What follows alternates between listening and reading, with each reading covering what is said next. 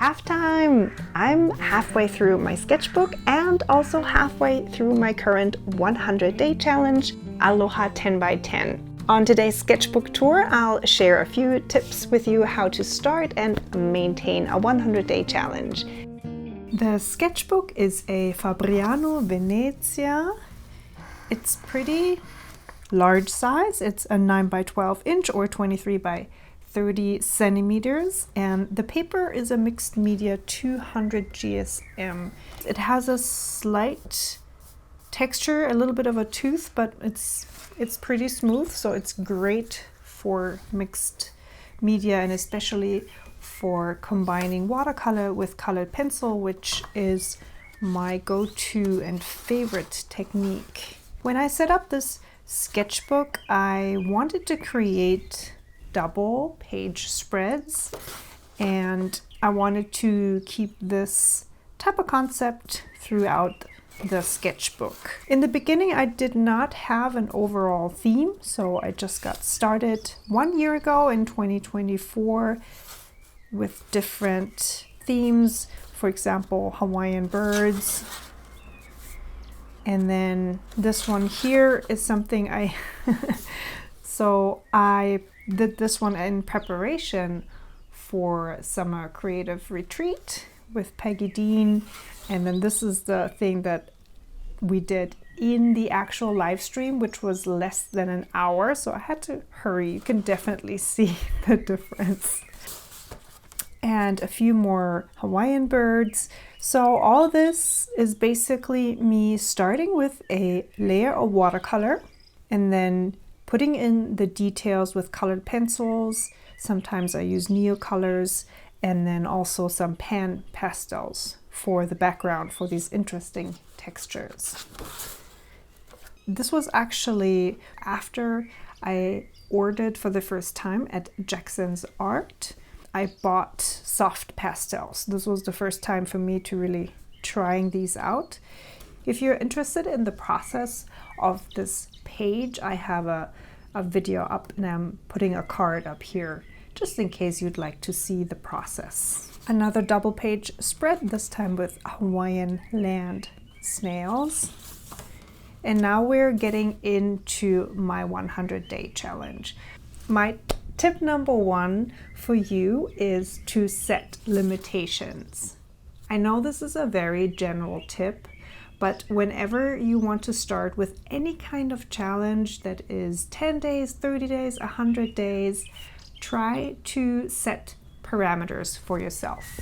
When I thought about how to approach a 100-day challenge, just the number 100 days felt kind of intimidating to me. So I figured if I break it down into different parts with different themes, I would find it more approachable. So I decided 100 divided by 10, I'll have 10 days each, and I'll give those 10 days a theme. For example, for the first 10 days, I decided to draw Hawaiian fish, and I put 5 on every double page spread. The other thing is that I did not always draw one fish per day. Sometimes I was busy and then I did 2, I might have even done 3 for one day, even though that would have been 3 days in the challenge. I really think we should give ourselves a little bit of grace and, be flexible with setting up a challenge like that. My next tip, number 2, is to set further limitations for yourself and maybe work with a limited color palette, which I did not do in this case. It's just a tip for you to choose colors beforehand so you don't have to think about what colors to use. Or you could choose limited tools or art supplies, which is something that I actually did do. So I decided to combine watercolor, always do the first layer with watercolor, and then add mostly colored pencil on top. However, I sometimes also added some Neocolors, crayons, and in this case here, also some pan pastels. But the overall tools that I'm using are watercolors, and then, for some shadow work and details, colored pencils. My tip number 3 is prepare as much as you can beforehand. Let's say you want to use limited tools or a limited color palette. I advise you to set up a container and just put all the art supplies in it that you will use during the 100-day challenge, so you have it ready. If you have a sketchbook, think about what size of sketchbook. I love this sketchbook, but honestly, I've been traveling and I went from Hawaii to Germany, and this was probably one of the heaviest items I had to carry. So maybe not the smartest thing I did. I do, however, really enjoy it, so it's not it's not terrible. But you know, maybe if you are, for example, on the road a lot, maybe you'll just have a tiny little sketchbook and you use just one pencil, one fine liner, you put it in a little bag and you just carry it with you at all times, so you can fulfill your prompt of the day easily without having to set up everything. My tip number 4 is to work with a time limitation. I know that for a lot of you, just thinking about timers is very stressful, but think of it more in the sense of, I don't want to spend 3 hours every day on this challenge, because then you will probably end up not doing it because you know it's going to take a huge amount of time. Rather than that, maybe just do something that takes only 10 minutes and is maybe just a pencil sketch. You gotta evaluate how much time you can leave for a challenge like this every day. I know it's very easy to start big and really want to accomplish a lot, and then you know you might be in 2 weeks or so and then it's just too hard to keep up.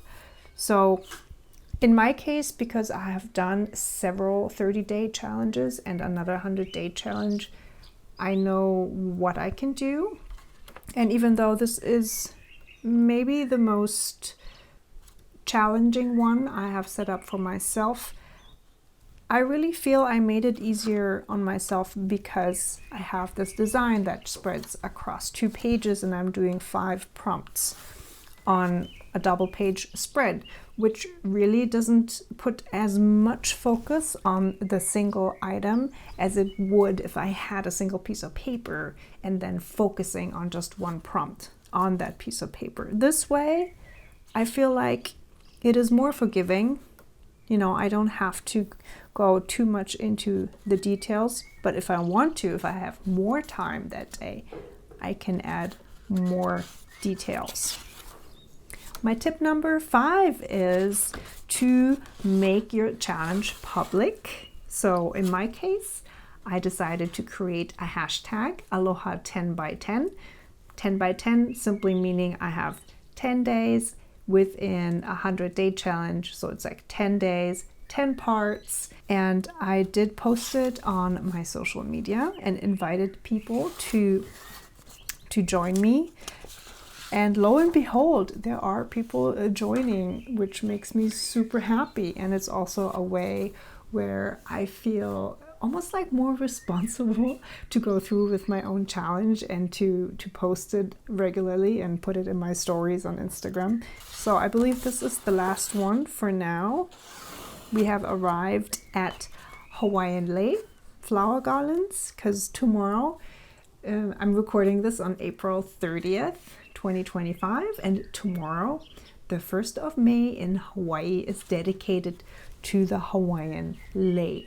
If you'd like to join my challenge, please check out the challenge over at my Instagram account, The Aloha Studios. I will, of course, leave a link down below in the comments. And honestly, you can jump in anytime. I have people who only joined for 10 days because they liked the theme. I had a lot of people who joined during the ocean animals, you know, those 10 days, for example, and then dropped out because they didn't want to draw plants or, you know, life happened.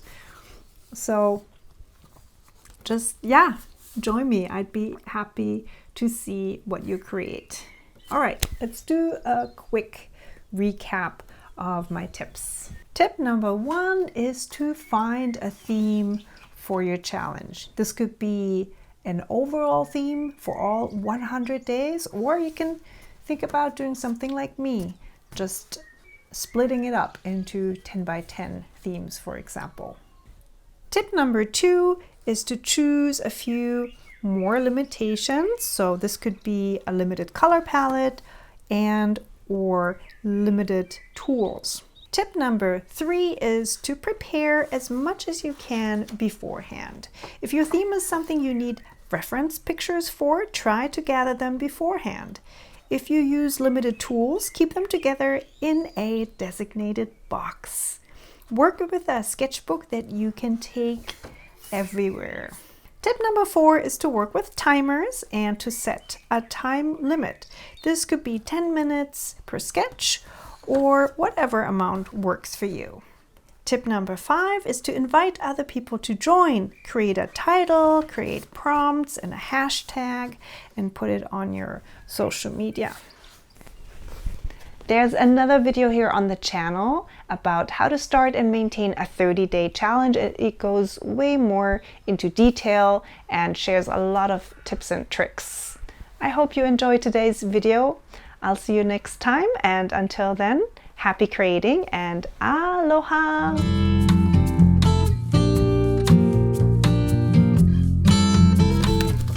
Where am I? Who can read this chicken scratch?